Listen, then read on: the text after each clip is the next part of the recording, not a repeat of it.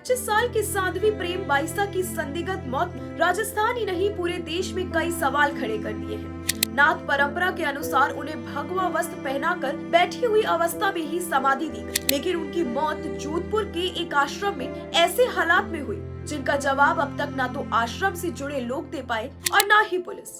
बताया जा रहा है कि एक इंजेक्शन लगने के बाद साध्वी की हालत बिगड़ती गई और कुछ ही घंटों में उनकी मौत हो गई। रिपोर्ट्स के मुताबिक अगर बात करें तो आश्रम में बुलाए गए एक कंपाउंडर ने साध्वी प्रेम बाईसा को इंजेक्शन लगाया, जिसके बाद वो बेहोश हो गई। हालत बिगड़ने पर उन्हें अस्पताल ले जाया गया, जहां शाम करीब 5:30 बजे डॉक्टर ने उन्हें मृत घोषित कर दिया।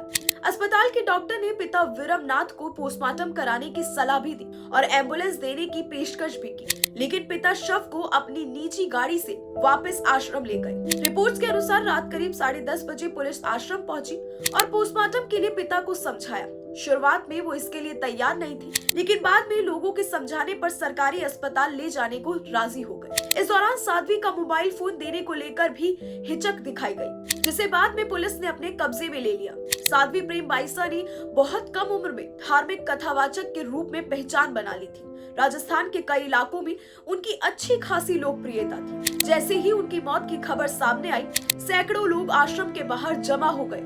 उनके अनुयायियों में शोक था और साथ साथ गुस्सा और सवाल भी दिखाई दे रहा था। परिवार की पृष्ठभूमि पर नजर डाले तो प्रेम बाईसा मूल रूप से राजस्थान के पश्चिमी हिस्से के छोटे से गांव परेऊ की रहने वाली थी। पिता पहले ट्रक ड्राइवर थे और मां अमरू देवी का देहांत तब हो गया था जब बाईसा सिर्फ 5 साल की थी। परिवार जसनाथजी संप्रदाय का अनुयायी था।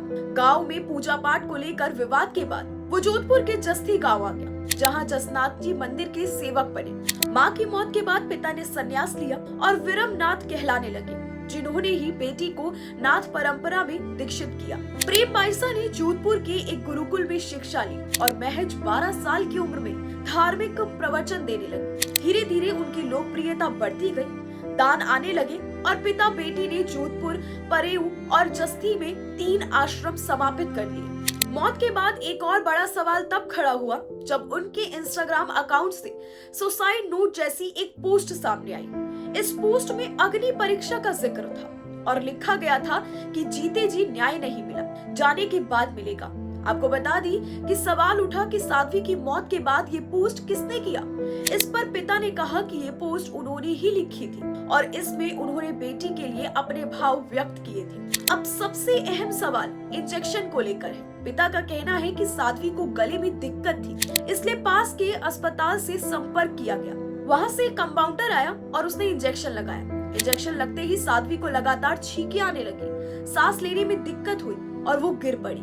तुरंत अस्पताल भी ले जाया गया, लेकिन डॉक्टर उन्हें बचा नहीं सके। सवाल यही है कि क्या इंजेक्शन से ही उनकी हालत बिगड़ी और क्या इसमें किसी तरह की लापरवाही या फिर साजिश थी।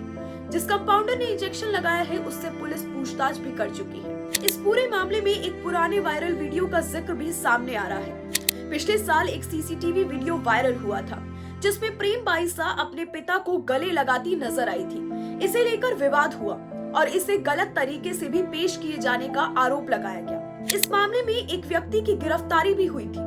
मौत के बाद अग्नि परीक्षा वाले पोस्ट को उसी विवाद से जोड़कर देखा जा रहा है। हालांकि पिता का कहना है कि ये वीडियो 2021 का था और इसे साजिश के तहत गलत रूप से फैलाया जा रहा है। फिलहाल साध्वी प्रेम बाईसा की मौत एक रहस्य बनी हुई है। सवाल इंजेक्शन पर है, सवाल पोस्टमार्टम में देरी पर है और सवाल उस सोशल मीडिया पोस्ट पर भी है। अब देखना ये होगा कि पुलिस जांच इन सवालों के जवाब कब और कैसे सामने लाती है।